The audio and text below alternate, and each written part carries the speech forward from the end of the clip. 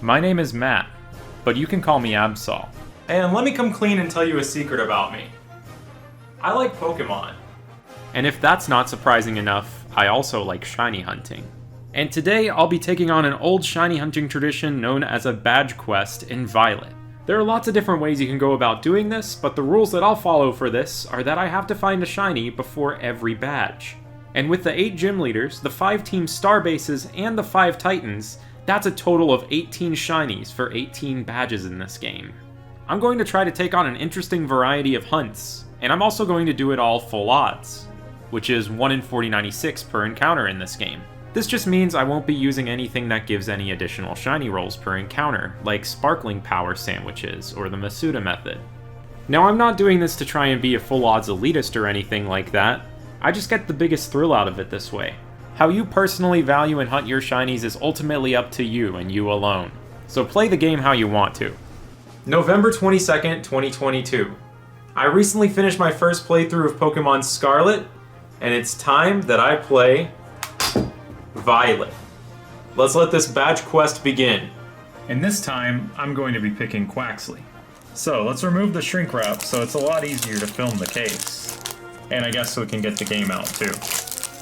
Alright, Paldea awaits. The first cartridge to ever be put in this Switch. I almost put it in the wrong way. We've had the Switch for 5 years and I still put the cartridges in wrong. $. Cash money guy. I started out the game in handheld mode to test out something interesting with the second controller that I had heard about, where if you hold a direction on your Joy-Cons and the second controller at the same time, now I'm zooming. Oh, this is sick. You can move at crazy speeds. I then picked up my starter Quaxley and checked my trainer ID out. That might be the highest trainer ID I've ever had. That's big dollars. That's how many dollars I have. I wish. I then played through the early part of the game, started up school, and read the Violet book for the first time. It's different! It's different in the Violet book! And I started the independent research assignment, the Shiny Hunt. And the real journey began.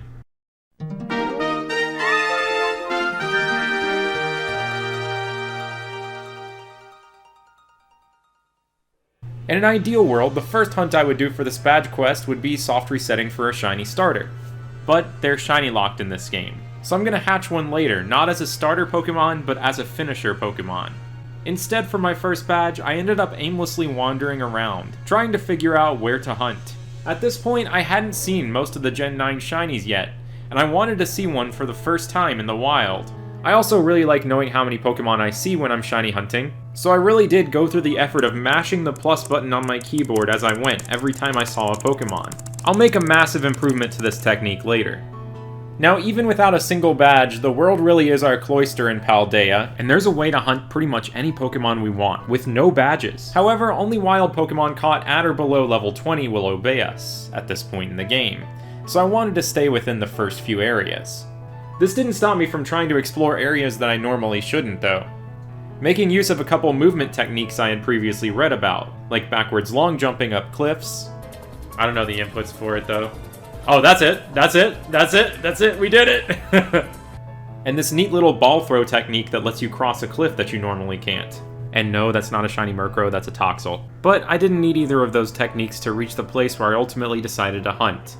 These ruins near Cortondo, where I hoped for either a Tinkatink or a Maschiff, because I hadn't seen their shinies yet. And with the limited sandwich ingredients that I had at this point in the game, because you don't unlock more until you gain more gym badges, I was able to cobble together some ingredients to make a steel and counter power sandwich, in hopes of drawing out more Tinkatink. I did this entire hunt on stream, so I was accompanied by some incredible images that chat added to the layout, and a little under 2 hours in, I decided to make my first sandwich. Here's how that went down. It is a messed up face, sort of. It's a bug snack. Level 100. Steel! Okay! Sweet! That's gonna be good! I just needed to make exactly that, and we'll see some Tinkatink and Bronzor. Congrats, Delta Knight. Alright, let's see some Steel types now. For the next 30 minutes. Oh, I'm pumped. Oh, no need to! No need to! That's the first member of the badge quest! Man, what a waste of a sandwich. There's Mareep. Shiny Mareep. That's not steel type. 1763 encounters. Alright, let's catch this babe. I'm excited to have an Ampharos. Steel Wool. That's a great name. That's totally what I'm naming it. Thank you for typing that, Iron Crob. Nature guess? I'm gonna guess, timid. Naive. Likes to thrash about, no marks. We see the wild Mareep in the wild. Whoa, this Mareep is falling down a cliff. Whoa, the tall grass disappeared. Whoa. Rocky boat right here. Don't get seasick, y'all. My time with Mareep was short. After one final bath with the sponge of its people, I evolved it into Flaffy. And then it was time to get our first badge, which I decided would be the Titan badge you get from defeating Cloth, because it unlocks the ability for you to dash faster. The battles seemed to go alright, but there was one part that didn't go so well. I don't think this is where we're supposed to be for the cutscene. Oh, we just got killed by Cloth.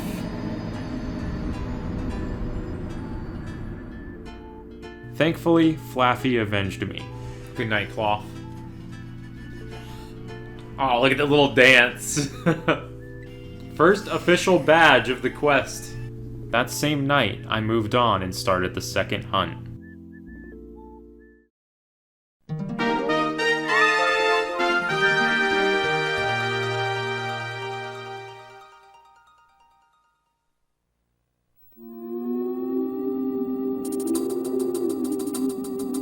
After taking down the Titan Cloth, I went for a Cloth of my own, exactly where I had just fought it. I had already seen Cloth shiny and I knew exactly how good it was. But there was another rock type here, Knackley, that I hadn't yet seen the shiny of. So I put together a cheese, egg, and mustard sandwich to get Encounter Power Rock level 1. And I ran around in hopes of finding one of these new rock type shinies. Throughout the hunt, someone named Geo continuously told me to add banana to the sandwich too. So, as a joke, I eventually did, and I just put one slice so it wouldn't affect my encounter power. I do think it affected something though, because after putting this banana on the sandwich, while the Weather Channel Storm Alert theme 2006 was playing, which is a crazy song that sounds like a boss battle from an RPG, this appeared. I don't even know if there are any in Louisiana.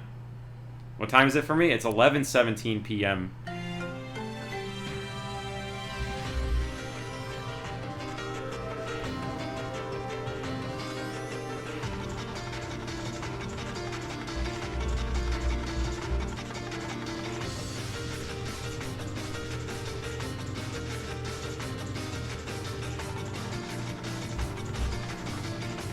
Yeah, Weather Channel, Storm Alert theme. Uh-oh, Storm Alert in game! It's raining! Shiny Shinx! Storm Alert! Storm Alert! Alright, not Knackley, and not, Cloth, but I will gladly take it. Another electric type. This has been an electric run so far. I'm gonna name it Storm Alert. It was the banana, too. The banana... Oh, okay. Banana alert. We are under a level 5 banana alert. Be prepared. Sassy. No mark? In one night, in just 4 hours, I had found the first 2 shinies of this badge quest. I then went back to visit my family for Thanksgiving for a few days. On a rainy Thanksgiving day that could be described as being in the middle of a storm, I gave thanks to my country. Donkey Kong Country. Yeet. Which is an annual tradition of mine every Thanksgiving. Man. GG. And this game also happens to involve bananas. Anyway, later in the day, Banana Alert evolved into Luxio, and Flaffy evolved into Ampharos. For my second badge, I decided I would take on the Open Sky Titan, Bombardier, because after defeating it, I would gain the ability to surf across water. What I would hunt next, though, was a little bit of a mystery. I knew that I wanted to try and go for something new that I hadn't seen yet. But looking at my surroundings, I just couldn't figure out what.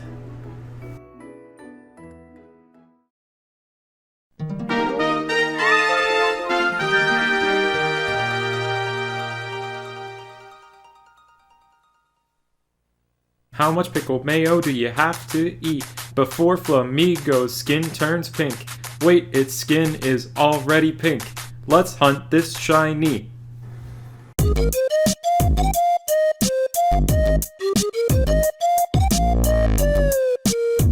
During this Flamingo hunt, I went over odds for the first time, surpassing 4096 encounters. I decided after this happened, I would play the song Flamingo by Caro Caro Bonito on loop until something decided to shine. And I hoped that this song would maybe draw out a Flamingo, since I still had not yet seen its shiny. This is how it all went down. I was booking it to the school at the beginning of the game. It was so funny. Your character just runs unnaturally fast with that. Have I seen the shinies in Pokestar Studios? Yeah, I saw those years ago. Like, Oh! Shiny Flamingo! Shiny Flamingo! Oh! That's my first time seeing that! That stands out so much! That is so cool! I love that! Lighter pink, the Flamingo experience worked! That is so vibrant! That is so cool! I really like that shiny. I finally have a 9th gen guy for my team now. 5,037 encounters. Man, that stands out. I was worried it was going to be, like, subtle. I think last night I was talking about how I was thinking that, like, maybe the only change on it would be the feet. I was thinking it was either going to go, like, black, like the rare black Flamingo in real life, or I thought its feet would change. I guess Luxury Ball works, too. It talks about Synchronize, but it doesn't have Synchronize as an ability. I'm going to name it KKB, after Caro Caro Bonito. Adamant! That's awesome for it. Look at that. Oh, look at its wings! Its wings look super cool. It is so easy to just completely cover this thing in suds. I easily took down Brassius to get my first gym badge, and the 3rd badge overall of this challenge. And by the way, I have this cool helmet now. Get used to it.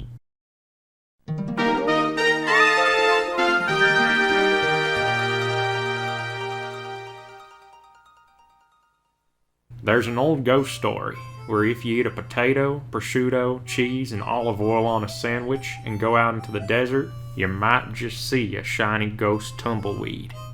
A shiny bramblin. I still had never seen one of these myself, so I set out into the desert for the first, but definitely not the last time of this playthrough, to try and look for a shiny bramblin. This was the same day as Flamingo. It only took a little bit over an hour and a half or so. Here's what I found. I did get Flamingo. What's up, Brendan? I still need to break out the Reese's Puffs Night Core at some point. We listened to a little bit of a Mario Kart Reese's Puffs mashup earlier that's been on the playlist for a while, but Night Core is a very special one that I haven't broken out yet. Also, am I crazy? Is that a shiny Bramblin? I think I'm just crazy. It's shiny! It is! Dude! I didn't know what that looked like! I had no idea. I had no idea, y'all. That was so nonchalant, because I thought I was just shinoing again. 2674 encounters. Wild. Member number 4 of the badge quest. We're gambling with this Bramblin. Going to the casino. Not really. Bramblin was caught. Shiny Bramblin. See, it's a lot lighter, too. It is much lighter than its normal counterpart. It is sassy, with no marks. So to evolve Bramblin, we have to walk around with it for a while. I decided to do this to a song that I mentioned right before the shiny appeared.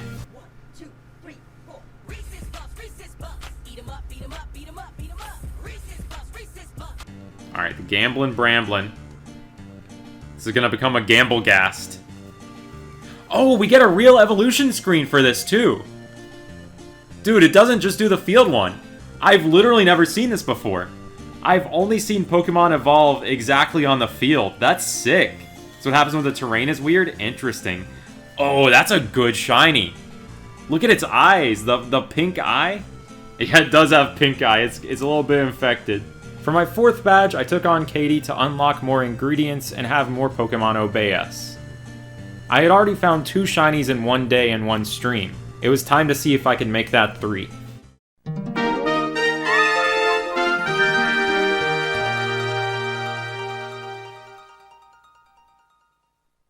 The next hunt involves a bull and a cliff. Can't tell if that thing's shiny or not. I didn't end up getting 3 shinies in one day, but this next hunt was still pretty fast. I ran along this cliff looking for either Mastiff, Giraffarig, or Tauros, alternating between different types of sandwiches. And here's what showed up. Yeah, the purple Kecleon thing got a lot of people too. Like, there was a straight up an episode in the anime where there was like a different colored Kecleon. And we have the whole mystery dungeon purple Kecleon and stuff too. That one's very easy to be misguided on. Especially with how sort of underwhelming its shiny is in a lot of ways. The blue stripe is nice, and I really like the blue tongue as well, when you see that. But, it'd be really cool if the green changed on it. Is that a shiny Tauros? That's a shiny Tauros! That's gotta be. If it's not, I'm stupid.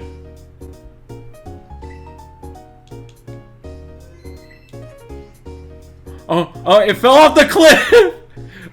Or did it? It did it. Did it? No, I don't know. No, it didn't.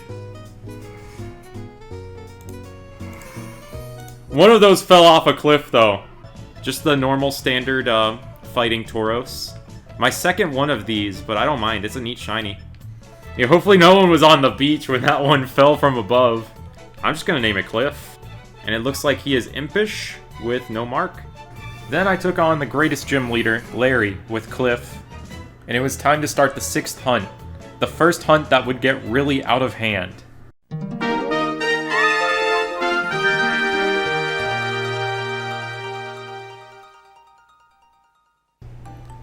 Up till this point, I thought I was really good at noticing shinies in this game, so I confidently took on a hunt for Fido, which I had already seen the shiny for. It was just its evolution Darkspawn I had not yet seen. And by the way, whenever a Ditto's disguised as one of these things, it goes into the ground and your Pokemon usually don't attack it.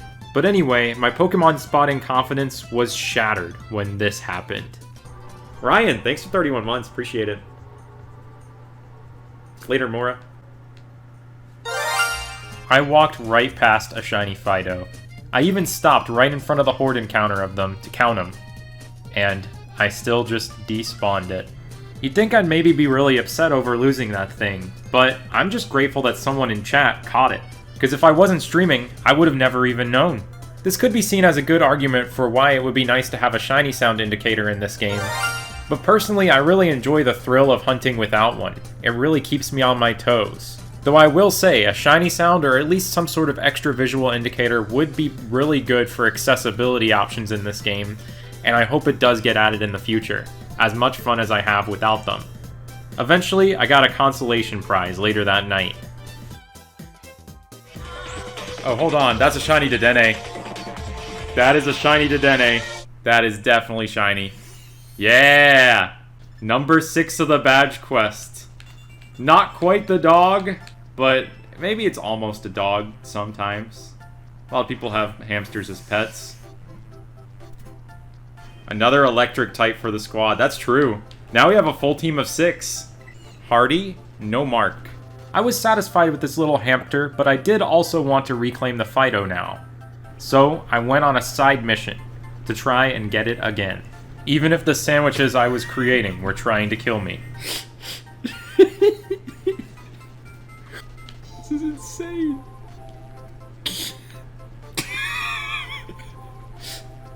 This smoky presentation. This was the first time I really started to do some offline hunting in this badge quest. And I started phasing a lot. Another one. Uncommon. The sociable. Little sociable hamster. It's gonna go socialize with the Pokemon that are in the boxes. I then called upon the power of Anime Night to bring another shiny in.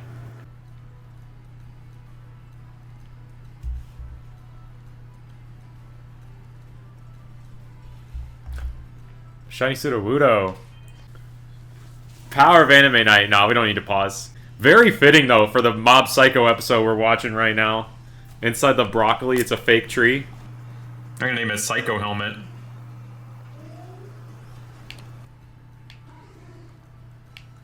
Gentle nature. Then the unthinkable happened. I missed 2 more shinies. They were both too little Dedenne, so it wasn't too big of a loss since I already had 2. But I actually didn't know about these until I was browsing through my Twitch clips. I even remember denying one of these, but in hindsight, it's definitely shiny. Thankfully, this is the last time this happens for the rest of the badge quest, as far as I'm aware. Because of these, I thought I went an incredibly long time since Pseudo-Wudo without a shiny. So it's been 3 days since I failed the bread dog, 17,000 encounters since Pseudo-Wudo, and honestly, I took that kind of personally. Let's dig in and get this dog.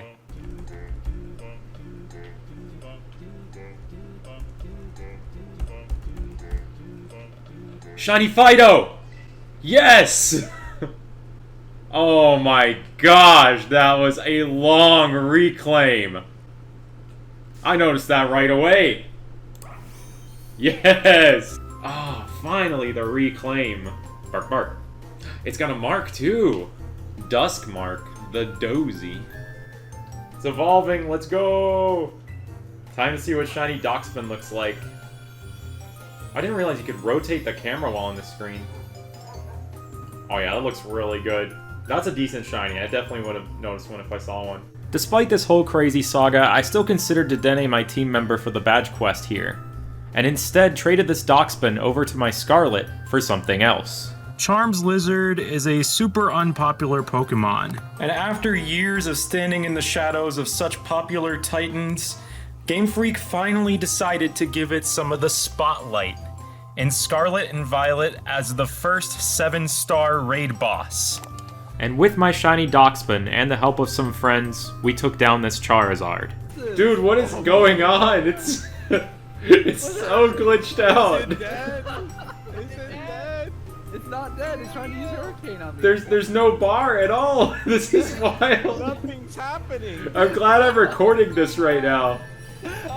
It's down. Wait, we did it. We did it. Let's go! Dude, it was not going down without a fight. What an experience. I'm gonna luxury ball that. And I also got a really weird glitch, which is a common theme of this game. Then with my little Dedenne, I took down Kofu, and it was time to move on to the next part of the quest.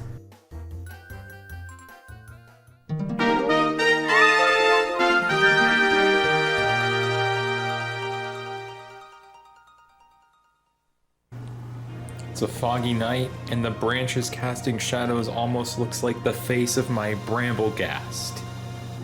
And tonight, I've got a new doohickey. A new gadget that will help me out with this hunting. A foot pedal. This is the future for counting Pokemon encounters. And I decided to break it in with a very interesting hunt. The hunt for Zorua. By December 6th, I had seen every single Gen 9 shiny, so I no longer was prioritizing finding new shinies, I was prioritizing interesting hunts, or Pokemon that I just really liked. In order to hunt down this Zorua, it's disguised as other Pokemon. And if the Zorua is shiny, it won't disguise itself as a shiny Pokemon. So the fastest way to check it is to hit it in auto battle mode. If your Pokemon doesn't attack it, it might just be a shiny. So I ran around the plains near Medali, attacking these so-called Mabostiff over and over again, hoping for a shiny Zorua. And well, what I ended up getting was more of the real deal.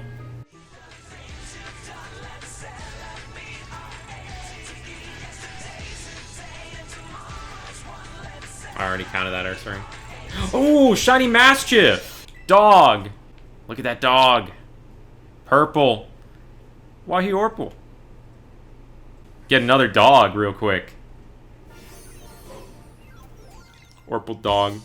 Looks like it is plus speed, minus special defense, naive. Highly curious. Does not have a mark. Shiny Mastiff. Oh, it's evolving already. Purple dog. Look at that. Shiny Mabostiff.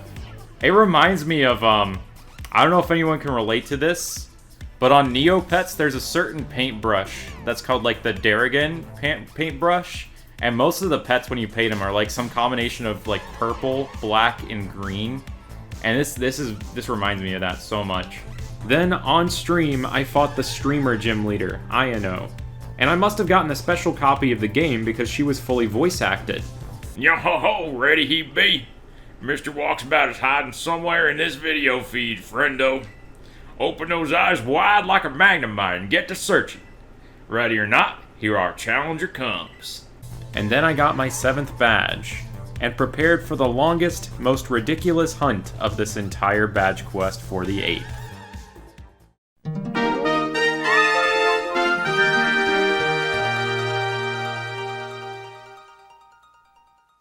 For this next hunt, I may be going for something where the reset times are pretty cruel.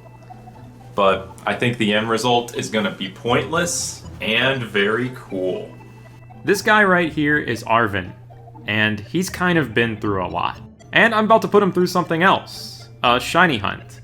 This time for his shiny Toedscool in the Earthworm Titan fight. Now, this is not supposed to be possible. His Pokemon seem to be locked. But there was an alarming number of reports when this game first came out of people finding uncatchable shinies that Arven had. And thanks to research from Anubis, we figured out why this was possible. And after I first posted my individual video about this hunt, sorry if you're watching this a second time, it was confirmed that the Titan Pokemon themselves also go through a similar situation. So let's break down the anatomy of this hunt and see exactly what's going on here. Earthworm, here I come! So, every Titan fight has 2 parts. A battle where we take it on solo, and a battle where we take it on with Arven. For shiny hunting, the only part that we need to be concerned with is the second part. When you enter the cutscene for the second part of the battle, that's when Arven's Pokemon and the Titan that can be shiny get generated. So if you want to hunt it, save right beforehand. At this point, behind the scenes, a display version of Arven's Pokemon and a display version of the Titan both get rolled. These are not shiny locked. But they aren't the only Pokemon that get generated here, because immediately after, shiny locked battle versions of these Pokemon also get generated. It doesn't feel like the intended behavior that this game generates multiple Pokemon for this, and the 2 of them get kind of oddly merged together in the actual battle, where Arven's Pokemon will display as shiny if the display one is shiny, but the Titan never will, meaning you have to check the Pokédex after the battle to see if you got the shiny or not. I of course didn't know about this Titan part yet, and I don't really have interest in hunting it anyway, because it won't even show up shiny. Another interesting quirk about the Earthworm fight is that in order to check the Toedscool every reset, we have to select a move in order for the camera to actually zoom out and let us see it. This makes every reset take about 1 minute and 30 seconds, which is pretty long for this game. I started out on just the badge quest file, before deciding to up my game and add on a second switch. Because when other than a long reset hunt like this am I actually going to use multiple switches when I can barely even spot a Fido on just one? But then I thought about things and was like, why not use all 4 of my switches and this multi-viewer thing that I've got going on? So I set up 2 more files and saw some really beautiful sights along the way and some really weird lighting. And then suddenly I was quad hunting for Arven's Toedscool for most of December until the fateful morning of December 22nd. Since I've already posted the full video of this reaction, I'm just going to speed up the last reset up until the point where it actually happens.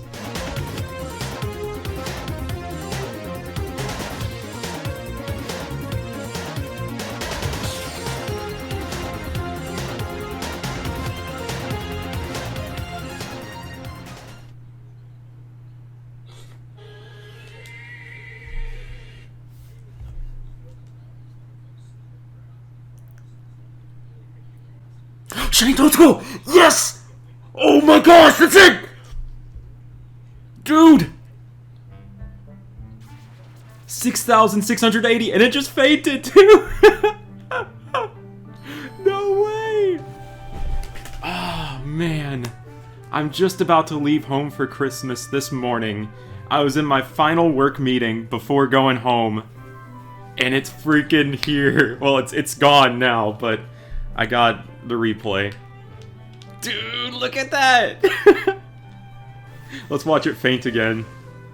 Let's salute it.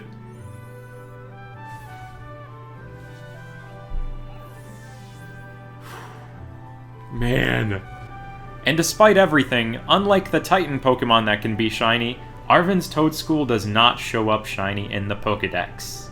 Since this happened on a file that wasn't the Badge Quest file, I still needed to defeat Earthworm. So I decided I would hunt another shiny before I take down the worm on the main file. I decided I'd hunt this at night while visiting my family for Christmas. Alright, pretty cold outside. Still wearing shorts, but with like thermals underneath. I set up a Frigibax outbreak yesterday, and I'm gonna see if I can find one. I had still not yet hunted in an outbreak in this game, and there's still full odds as long as you don't knock out 30 of the Pokemon from it. I ended up finding a very weird Frigibax.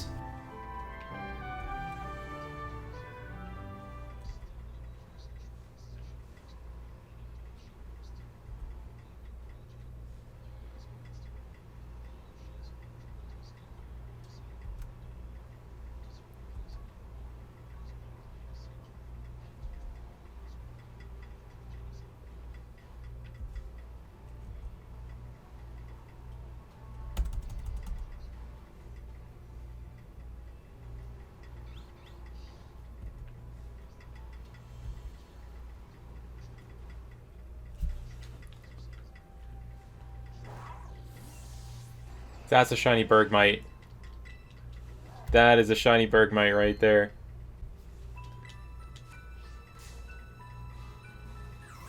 Yeah! 2,534 encounters. Was looking for Frigibax, but, you know, I'll take it. It's almost Christmas. Just like that. Look at that. Look at it spin around.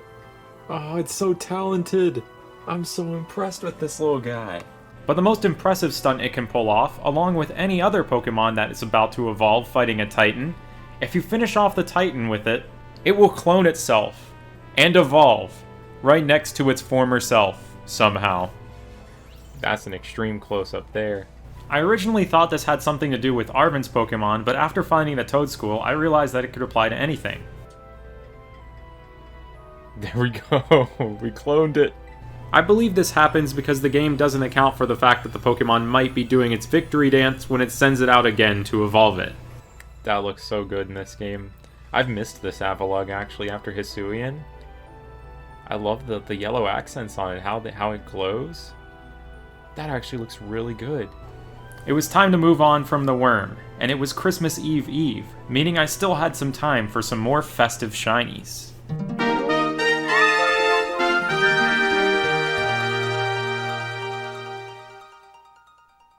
Sandwich science had come a long way since the start of this badge quest, and now there were known recipes for creating sandwiches that gave encounter power and humongo power for a type without giving it sparkling power.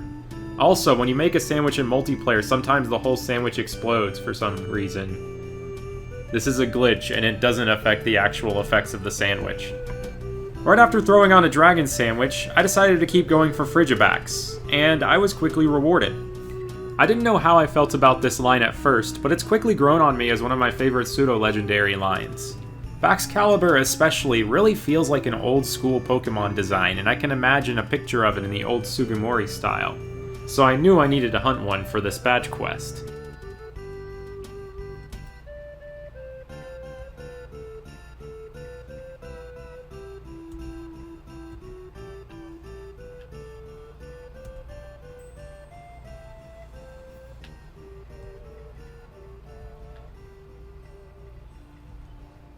Is that shiny Frigibax? Dude, that was so fast! That was right after I made the humongo sandwich. Only 328 encounters. Dude, yes! Oh, man! Next part of the badge quest, just like that. Look at it all stanced up like that. This thing looks ready to attack now. Nice little Ultra Ball capture. I will name her Strudel. No mark. It looks like quiet nature. Since I had humongo power going, I wanted to check to see what the size of this thing was, and it was only just a little bit bigger than average.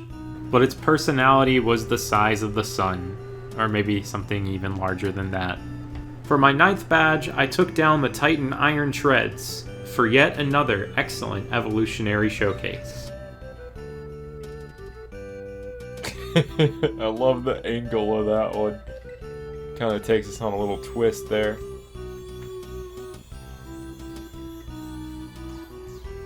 Arctibax, that looks awesome, dude.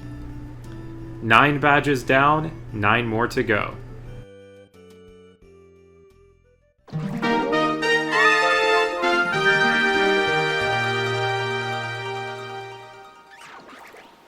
There are a couple Pokemon that seem like almost a no-brainer to shiny hunt on Christmas. And then there's Bruxish, which was my actual target. Because we didn't see Bruxish at all in Generation 8, it almost feels like a new Pokemon to me again. I chose this as my Christmas hunt because its shiny's got a really nice combination of green and red. And it's also pretty easy to find if you put on a Psychic Sandwich down at this island on the south part of the map. You'll be seeing almost nothing but Bruxish while coasting around. Here's my impression of Bruxish's cry in hopes of summoning a shiny one. And while winding down on Christmas night after a nice long day with the family, I brought a shiny Christmas fish home.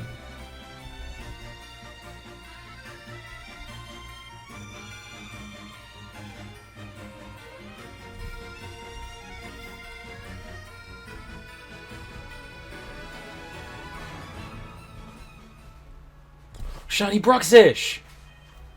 Yeah, dude! 5,651.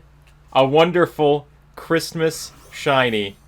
And Christmas colors. And man, it looks good. Look at the way it opens its flower thing. It's so cool. A true Christmas miracle. Look at that, December 25th. Easy as that. Shiny Bruxish. Gonna name him Dugan Nash. Because he gnashes its teeth. Does not have a mark, and it's bashful. I then decided to give this project a little bit of rest for a few days, while I worked on some other stuff, and ring in the new year with a very special first word of 2023. It's New Year! Woo! Spaghetti.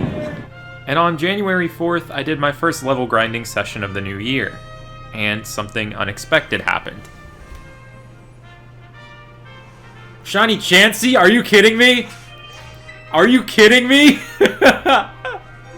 I'm just training right now. That's full odds. Random shiny Chansey. Absolutely insane. Oh my gosh. I can't believe this, man. No mark. Lonely nature. Look at her, all oblique on the hill right now. What a beauty. She's taking up so much of the screen. This is crazy. With my newly caught Blissey and Bruxish, I took on the False Dragon Titan. But since Bruxish can't evolve, I decided to send out my Arctibax to finish out the fight, so we could witness it clone itself a second time. Alright, there we go. We got the double floaty situation here. This is a must for battling Titans now. You gotta evolve something every Titan battle. Don't talk to me or my son ever again. Next badge, let's take on something really unique now.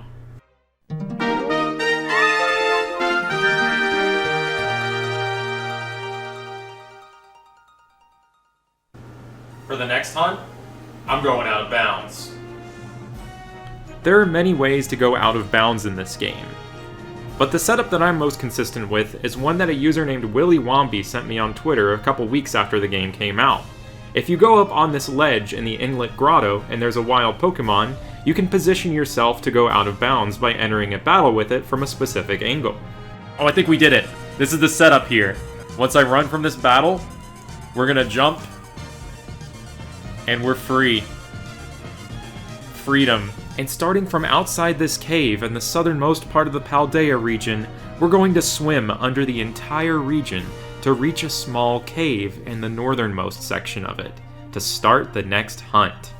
It's safe to save when you're out of bounds, and if you're making a long journey like this, I recommend that you do, because anytime you hit a water source on the map, the game will try and adjust your height, which could get you back in bounds or get you stuck. So you want to pay close attention to the mini-map and jump anytime you see water, because if you're mid-air gliding on your lizard, the game won't adjust your height.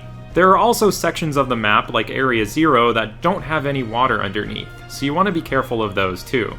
And after about 20 minutes of trial and error, I reached the cave where I would start this next hunt. It's like a little terrarium of Pokémon. Only one of the 5 Pokémon in a horde encounter will appear within bounds in the cave, while all the others appear on the ceiling, out of bounds. I originally thought this wasn't possible, but thanks to Twitch chat user Magnemite, it turns out you can even make a picnic on top of this cave and make a sandwich. Hunting here is pretty simple. Just check the cave, swim away from it, and swim back. And eventually, a shiny might appear. Yeah, Ladion's stats are so bad. Like, its title is the 5-star Pokemon. There's not much about it that's, like, actually 5 stars, though, other than the design.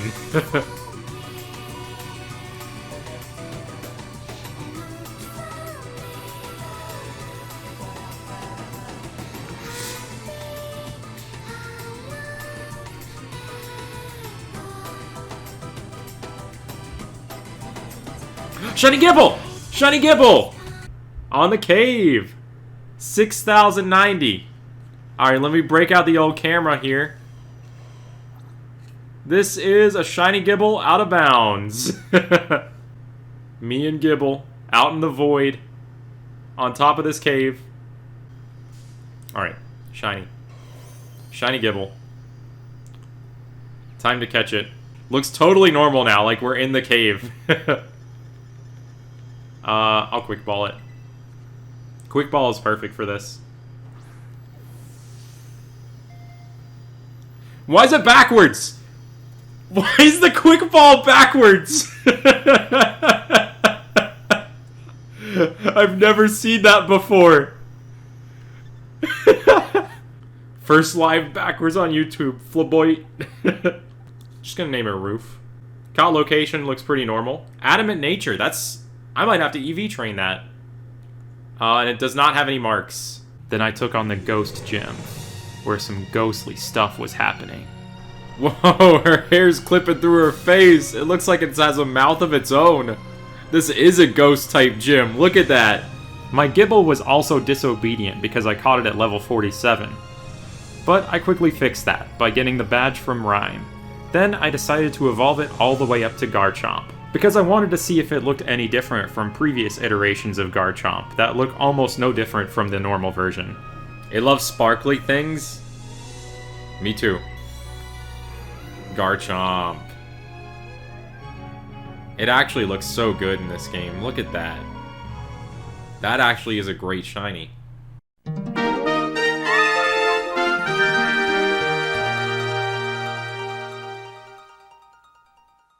For this badge, I had no idea what I was doing. I was kind of coming down with a cold and I was feeling a little bit sick. So I just kind of started running around and seeing if the game would give me a shiny. And it did.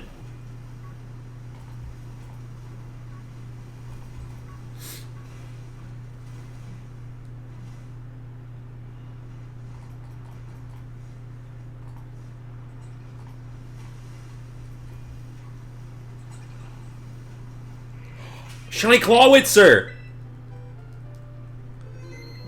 Just while roaming around, that's so cool! Oh, that's sick! I hadn't even decided on what I was gonna hunt yet. I guess I'm getting this. Dude, look at that! That is cool. Are you telling me a shrimp fried this rice? Doesn't have a mark, and it's lax. Dude, look at this thing. Clawitzer was caught at a level where it was still disobedient, and because of this I learned something that I didn't previously know about Team Star bases. Disobedient Pokemon can't participate in the challenge, but they do get to be in the final battle versus the Starmobile. So I ran a little experiment on another file where I went in with 3 disobedient Pokemon to see what happened. And the answer was kind of anticlimactic. But this next badge won't be anticlimactic. We're gonna get into some real crazy stuff now.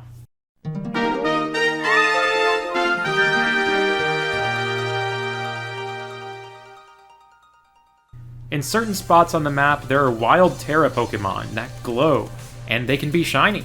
But hunting them works differently from other wild Pokemon. You can't just run back and forth to generate new and different ones. You have to do something a little bit different instead. First, you need to despawn it. Knock it out or catch it. Then, save the game, and close it. From here, you're going to want to either wait until the next day, or go into your Switch's settings and go ahead a day or two. Then, whenever you boot up the game, you should see the Terra Pokemon pop up and spawn into existence. Every time the Terra Pokemon pops up on the new day, it will be different. So it just becomes a standard soft reset hunt, like the olden days. I set this up with the Terra Rockruff, which is special in the sense that it has the own tempo ability and will always evolve into Dusk Lycanroc, the special form. Terra Pokemon aren't the only ones that work this way. There are certain wild Pokemon that are always fixed to appear in a certain spot. We like to call these fixed spawns. And one Pokemon that's notoriously exclusive to this outside of hatching is Spiritomb. I decided on my 4 games I would set up 2 with Terra Rockruff and 2 with Spiritomb, and see what would happen first. You might think that this sounds like it could be a phasing nightmare with all the other wild Pokemon around you, but it's really not. If you set everything up right, the only Pokemon that's being re-rolled is the actual Terra or fixed spawn Pokemon itself. And yeah, these resets are a lot slower than most random encounters you can do in this game, but it requires a lot less attention, meaning it's much easier to multitask while taking on a hunt like this. It feels very classic shiny hunting to me, and I can see myself easily going for more over time. And hey, it's still faster than Arven's Toad School. Just a couple days after setting up on January 10th, I got to see what won the race between Rockruff and Spiritomb.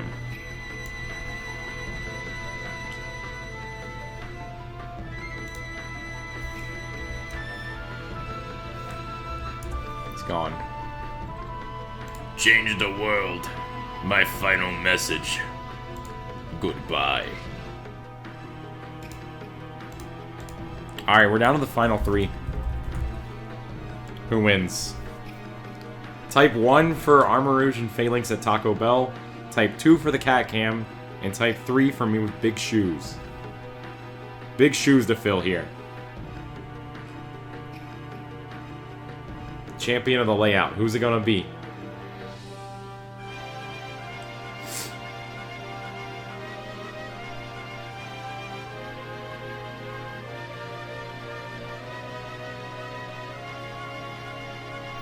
It's a shiny Rockruff? Oh my gosh, it is! That's it! That's it! That's it! Oh, dude! This is so nuts. Okay, we're about to have a big photo shoot with this thing. Blue dog! Look at it glow! Oh, we're right on top of it. Blue dog in the bushes.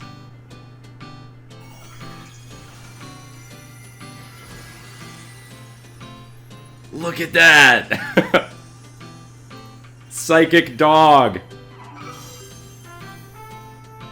5 FPS because it's in the bushes. Look at it! It won't leave us alone. I can't get over this glowing effect on the overworld. It's just so cool. Alright, let's actually catch her now. Wait, where are my Pokeballs? Oh wait, I have to... I'm stupid. I have to hit it first before I can catch it. Which will conveniently put it in the red for catching it. Unless you want to use a quick ball, then it's not convenient. Alright, what do I have here? I think Dive Ball's the move. Caught in a Dive Ball. Nice. Docile. No mark. But Psychic Terra type. Is it Dusk? It might be Dusk right now. Oh my gosh. This might be time. It is! Perfect timing.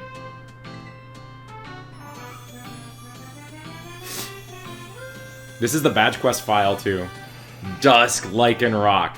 Look how cool that is. The way the eyes glow red whenever it like roars. So cool. I then battled Tulip at dusk to get my next badge, and then I'd hunt the runner-up in the last shiny race.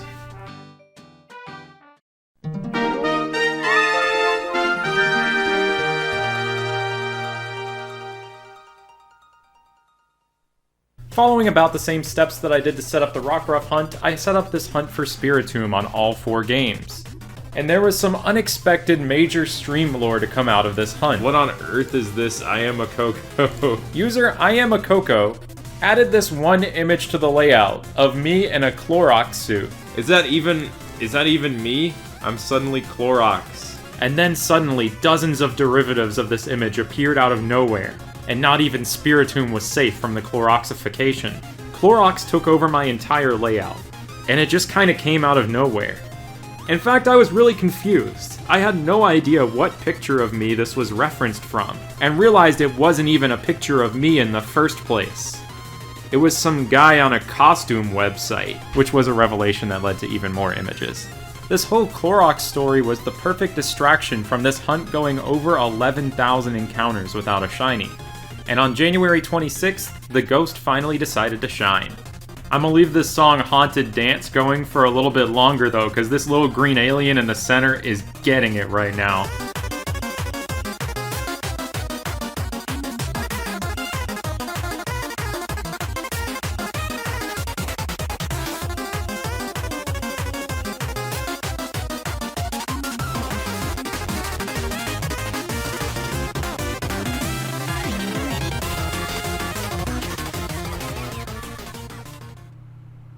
They should announce Pokemon Z for the 3DS. Please do, I would love that. I wish Pokemon Z existed.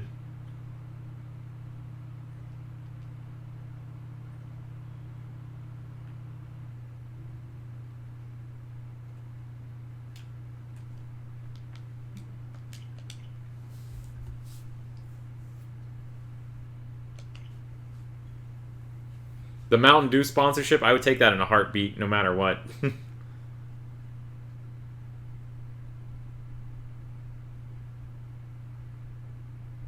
Imagine a GameStop distribution for Diamond and Pearl. That would be nuts. Imagine a 3rd gen one where they give us, like, Deoxys. That'd be crazy.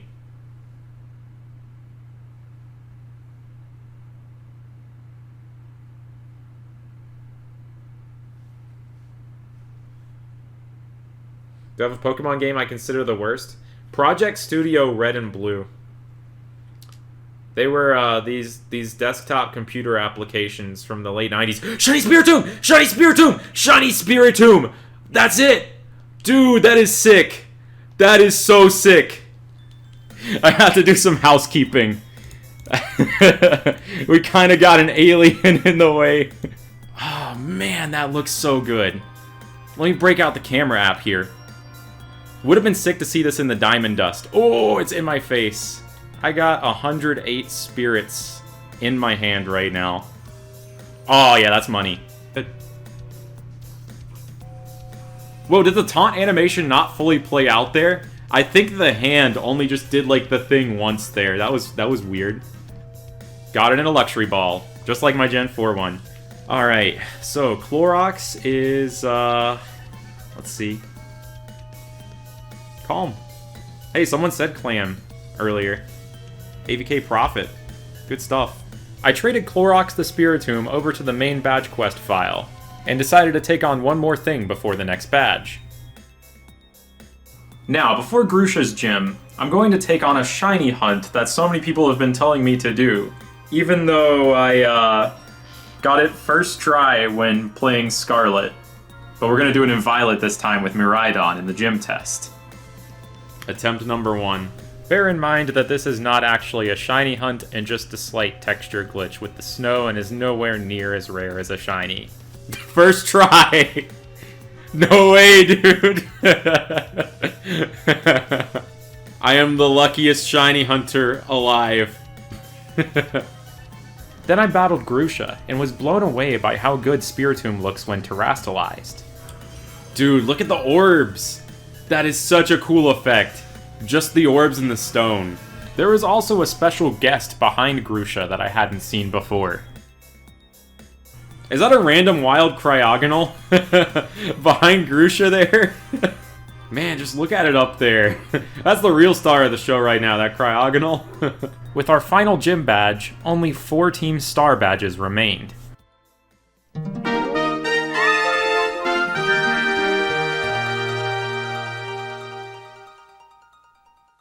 Today we're gonna hunt Phalanx on a Game Boy Advance. Done. Wow. That only took one encounter.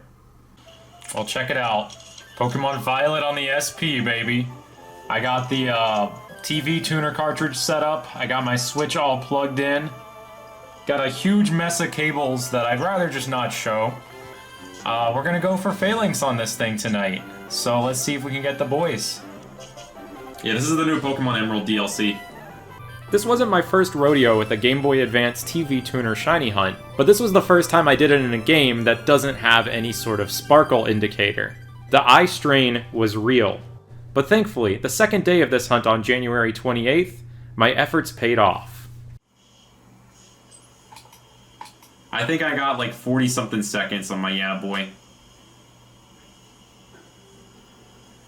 It was a great night, yeah. It was a good little meal.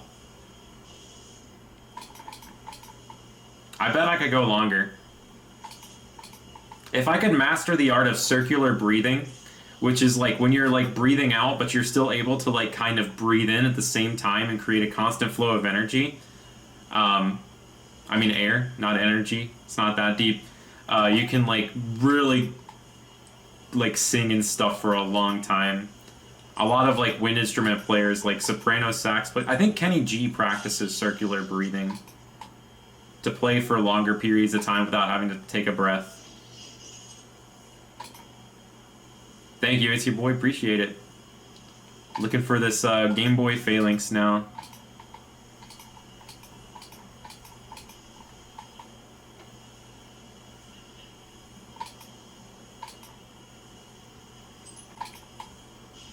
Longhorn Steakhouse chicken made at home. Oh, that sounds awesome.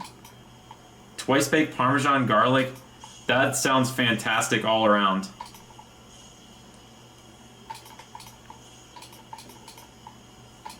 I love anything involving Parmesan, and that's shiny Phalanx!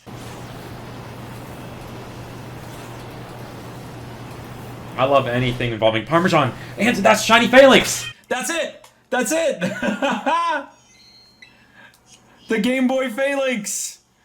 The Parmesan summoned him! Look at him! I already do have a nickname for it in mind though, instead of Parmesan. That is a shiny Phalanx on a Game Boy Advance. Alright, let's capture this.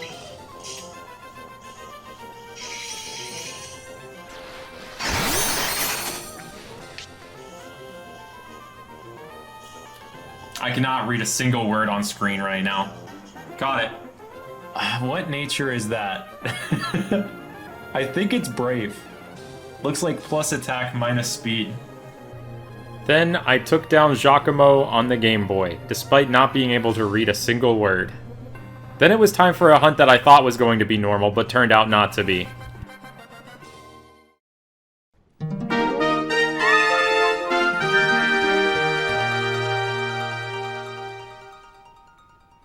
I went into the desert on a pretty standard hunt for Earthworm, which is one of my favorite shinies from this generation. But things went downhill pretty fast when chat wanted me to invert my colors. But it's okay, because I kind of wanted to do some inverted colors hunting too. We're in light mode!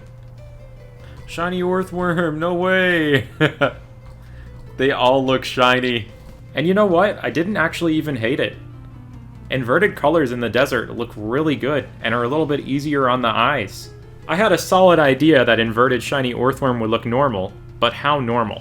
That was the question. And that question was answered the next day on January 29th. I reckon with how long I've had the shiny roll command now, I don't think there's a number that hasn't been rolled. I wish I had like a really easy way to check that, but I think pretty much every number that can possibly be rolled through shiny roll has happened now. With the number of times people have like gotten the specific numbers, I'd be kind of surprised if there was one that hasn't happened.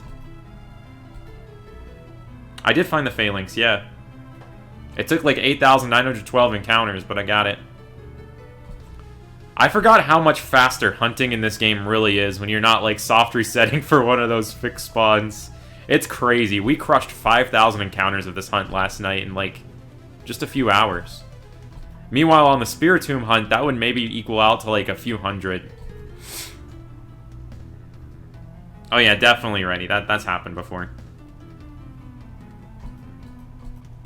Oh, that's it! That's the shiny Earthworm!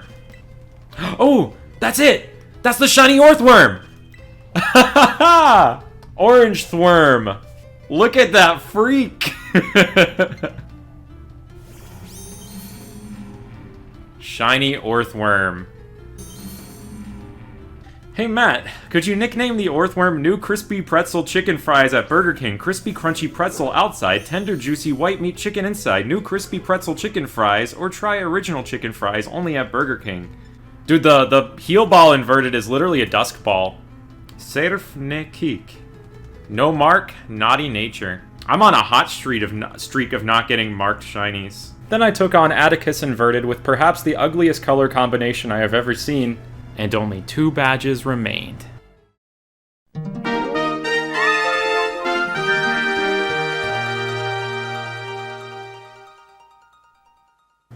It was very lucky for me that 2 of my favorite obscure Pokemon just so happened to get new permanent evolutions this generation.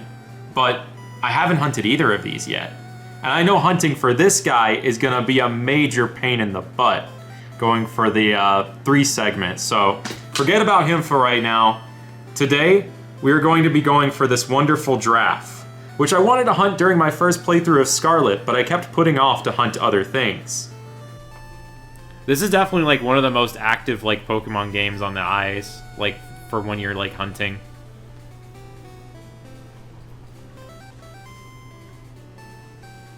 It's not something that I can like really just like watch something else while I'm hunting in, which is another potential downside of it too, you know? It's an upside and a downside. Different flavors of shiny hunting out there.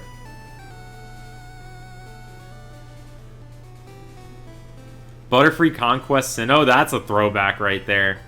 That's still where that Butterfree is right now. I tried to get the Wi-Fi Battle Tower ribbon on it and failed. Shiny Girafarig! I didn't fail on that! That's it! 6,799! Oh, don't fall off the cliff, dude. Look at it. Ah! Right up in my face. Oh, it's right on top of me. Shiny Giraffe. I'm unironically throwing this quick ball at it. I hope you know that. I'm not even doing it for the joke or anything. I just think it's good for the shiny. I'm gonna name it after an emote. This is a very Twitch streamer thing to do, but I'm gonna do it. Alright, this plus a special attack minus defense. That is mild. That's my normal guess. No mark for a Giraffe time. Oh, look at this sunset. This couldn't be better color coordination for this Pokemon. This is gonna look so cool with the shiny. This whole background here, that's picturesque. That is so good. After taking on Ortega, only 1 badge and 1 hunt was between me and finishing this badge quest.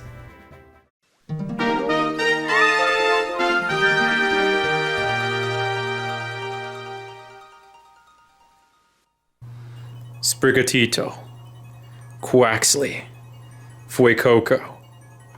If you want one of these 3 Pokemon shiny, you gotta hatch them. And I'm gonna hatch them through full odds eggs. Gathering eggs in this game is very unique because you do it in picnic mode. And if any 2 Pokemon in your party are compatible, they might be able to produce eggs. Meaning you can do a mystery starter hunt, where you can hatch all 3 starters at the same time and not know which one you're going to get. Having 2 sets of each starter, male and female, from different trainer IDs is the fastest way to get eggs. But this setup comes with a catch. Quaxley becomes the rarest of the 3 because both Fuecoco and Sprigatito are compatible with each other, but not Quaxley. Since gathering eggs requires you to do nothing for a period of time, I decided that the best course of action would be to double hunt this, and have one game hatching while the other game gathers, and have the 2 swap positions when the hatching game runs out of eggs.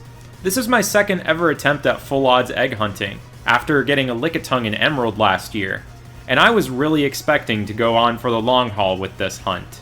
But before I could even establish a rhythm for it, the same night as Girafarig, I ended up getting a shiny starter. And here's how it went down. How long am I going to go today? I don't know. I was thinking until I run out of eggs, but that might not happen with the way that I'm doing it right now.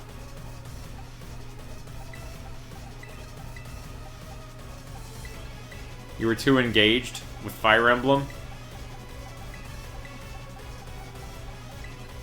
Alright, I'm gonna hatch these 5. Leave the remaining 2 eggs on this file for the next gathering session. After this, we'll go back to game on the right.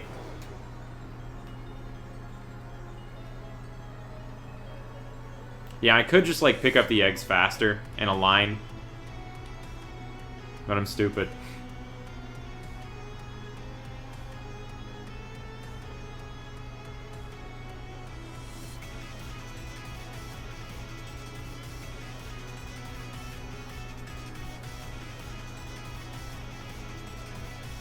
We can make this so cinematic if I'm constantly rotating the camera with it, too. Like, dude, look at this. This is like trailer footage right here. Until I run into the street light.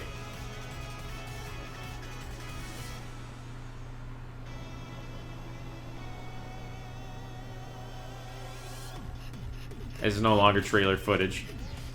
How many eggs can be in one basket? 10 at a time. Yeah, with the right rotation, you can like have it always be just like directly forward.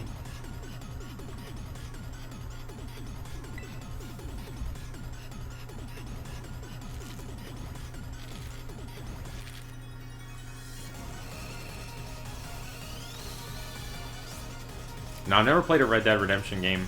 My brother has them, though.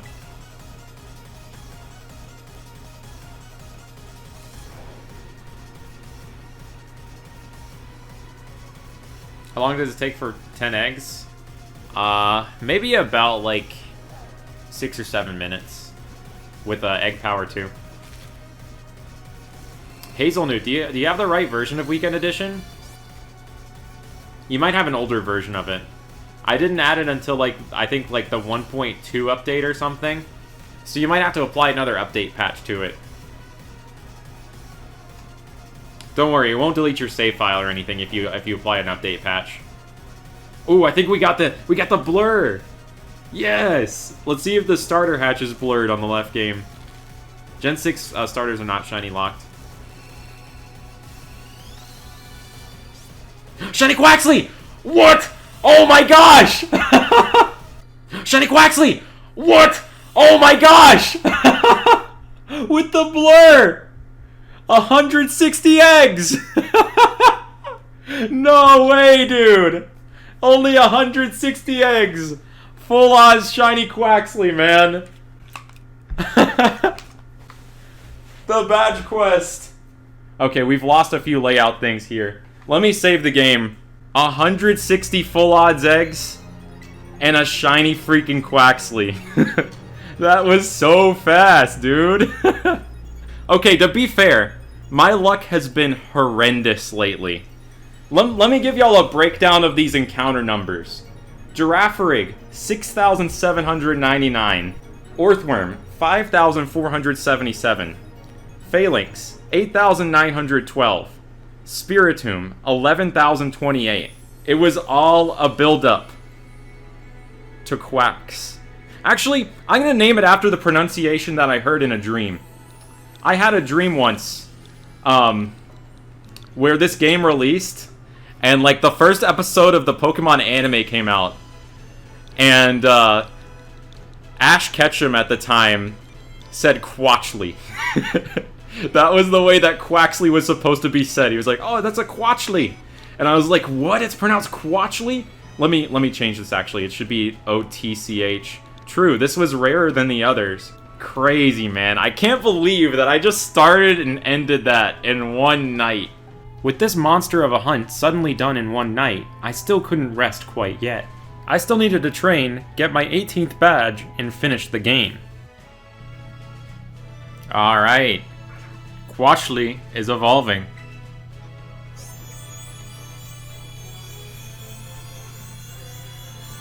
Ta-da!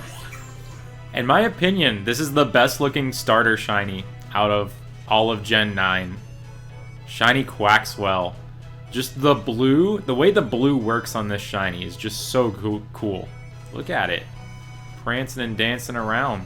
I love the detail too. Like you can see the way that the feathers are kind of put together on it. Oh, that's how it naps. So regal. It's taking a knee. Oh, we got another blue duck. We got some duck competition. It's time. The final evolution. And finally, with my shiny Quaquaval, I took down Airy of Team Star and got my 18th badge, leaving us with the final battles. Alright, so we have 3 final battles for each story path now. How are we going to handle that? It's actually pretty easy when we got the PC storage system here. We have 3 whole teams. This first row, team number 1, is going to take on Arvin's final battle in the Path of Legends. And this team number 1 totally rocked it. It felt almost nostalgic seeing them, even though I had only caught them a couple months ago. Also, sadly, Arvin's Toadscruel was not shiny. Hey, it's not shiny anymore! What gives, dude? Come on. That's not the same Toadscruel you fought me with earlier, and cannot be shiny. Team number 2 right here is going to take on the Pokemon League. For the first time, I get to experience the league with the real music. Let's jam. I know this part of the song.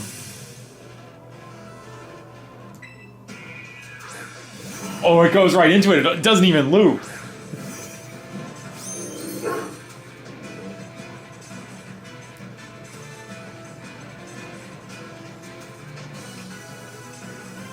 Dude, this goes so much harder. Now, we also get the real champion music, something else that I was deprived of my first playthrough.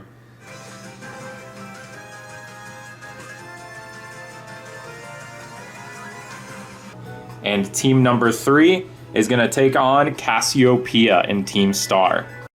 Believe it or not, I took on this fight without totally jamming out this time. It took a lot of self-control, but team number 3 is really sick. Then we have the final story in Area 0, and I have another idea for how to handle that to create the final team. I decided I would stream the final battle and let chat decide the final 6 Pokemon that I would take with me. With a poll. Alright, it looks like the final team: Spiritomb, Clorox, Absol Giraffe, Farigiraf, Phalanx, Quaquaval, Lycanroc. What's right below that? It looks like Ampharos, the first Pokemon that I got, Steel Wool. This is gonna be the final team going into Area 0 now. In my first exploration of Area 0, I wasn't planning on doing any shiny hunting before finishing the game. However, the game had other plans for me. Yeah, I'm talking about Rumble Weekend questions. No way! No way! No way! There is a shiny down here! Phase 1 for the 3 segment. No way, dude. I knew just dropping down there and pointlessly wandering around would be worth it. Looks to be the standard 2 segment. No mark in its clam. Calm nature. Then it was time to take on Turo. And I'm actually going to show the full sped up version of this battle, because it's kind of the last battle my team will go through in the whole game. I know I just played this music earlier during the Quaxley hunt, but it's too good not to play again. Because I had split the final battles between different teams, my Pokemon weren't super high level, so it was actually kind of tricky.